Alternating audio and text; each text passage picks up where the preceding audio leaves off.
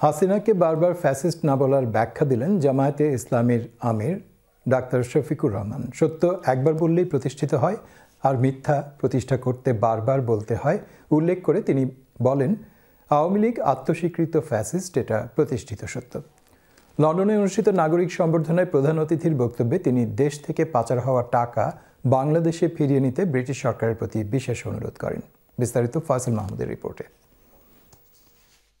সোমবার বিকেল ৫টা পূর্ব লন্ডনের রয়্যাল রিজেন্সি হল কানায় পরিপূর্ণ। ভিতরে থিল দাঁড়ানোর ঠাঁই নেই, বাইরে অপেক্ষমান অনেকে। ঠিক বিকেল ৫:১৫টায় কড়া নিরাপত্তায় জামাতের আমির ডাক্তার শফিকুর রহমান মঞ্চে আসলেন। আরও এসেছিলেন ফরমার ক্যাবিনেট মেম্বার অফ প্রধান অতিথির বক্তব্যে ডাক্তার শফিকুর রহমান আওয়ামী লীগের কঠোর সমালোচনা করে বলেন, ফ্যাসিস্টদের বিচার বাংলার মাটিতে হতে হবে। এরা ফ্যাসিবাদী, আত্মস্বীকৃত ফ্যাসিবাদী, এটাই তাদের পরিচয়। এটা বারবার বলার দরকার নাই, এটা সত্য, এটা প্রতিষ্ঠিত সত্য। এরা গণহত্যাকারী, চোখের সামনে মানুষ হত্যা করেছে, যার সন্তান হত্যা করা হয়েছে, যার মেয়ে হত্যা করা হয়েছে, যার স্বামীকে হত্যা করা হয়েছে, তার বাবাকে হত্যা করা হয়েছে। এই জন্য আমরা চাই যে এদের বিচার যথাযথ হোক। ডাক্তার শফিকুর রহমান বলেন, আওয়ামী লীগ সরকার বিচার বিভাগীয় কিলিংয়ের মাধ্যমে দেশকে মেধাশূন্য করেছে, যার শিকার তিনিও তার দলের নেতাকর্মীরা। আমাদেরকে তো বিনা অপরাধেই তারা করেছেন। এখনো বুকে হাত দিয়ে বলি, যতগুলো মামলা হয়েছে সব মিথ্যা। আমার বিরুদ্ধে যা হয়েছে, বেগম খালেদা জিয়ার বিরুদ্ধে যা হয়েছে, অধ্যাপক গোলাম আজমের বিরুদ্ধে যা হয়েছে, আমি কয়জনের নাম নিব, মতিউর রহমান নিজামীর বিরুদ্ধে যা হয়েছে, এই সবগুলা মিথ্যা এবং বানাও। বলবেন তার প্রমাণ কি? প্রমাণ আমি নিজে।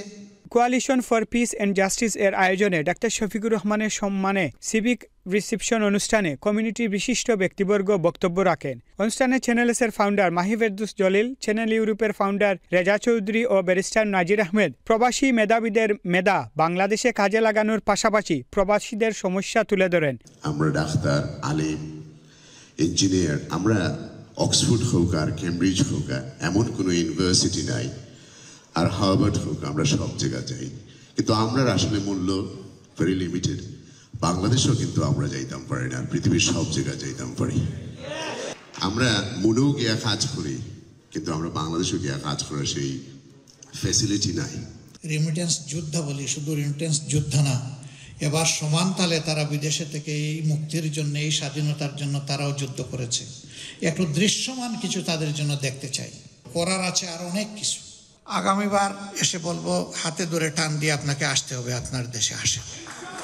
অনুষ্ঠানের শুরুতে ইউরোপ জামাতের মুখপাত্র ব্যারিস্টার আবু বকর মোল্লা অনুষ্ঠানে সবাইকে স্বাগত জানান। একটি সাস্টেইনেবল এন্ড ফেয়ার বাংলাদেশ, যেখানে হিউম্যান রাইটস থাকবে, জাস্টিস থাকবে, তা যদি উপহার দিতে হয়, আমাদেরকে একটি আমানতদারি তার সহিত যে সংগঠন পরিচালিত হয় এমন সংগঠন লাগবে, সেটি হচ্ছে Bangladesh Jamaat Islami.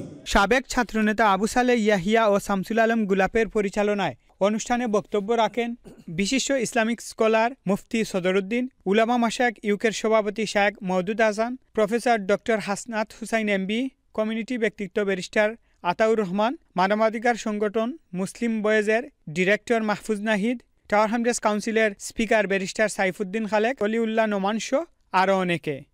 Faisal Mahmud, Channel S News, London.